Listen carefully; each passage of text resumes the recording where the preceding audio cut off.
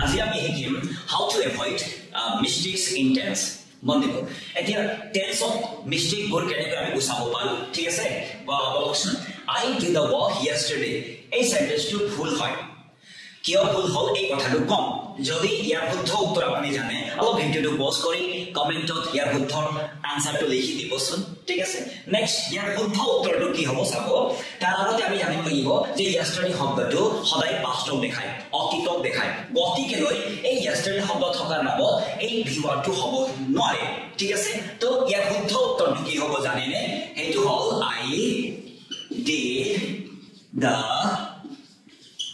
work ঠিক আছে I did the work মন দিব আৰু yesterday শব্দটো থাকি গ'ল নহয়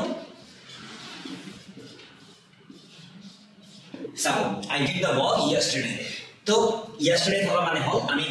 past tense of likhibo lagibo eneko dhon tips power karone apuni amar channel to subscribe koribo follow koribo dhanyawad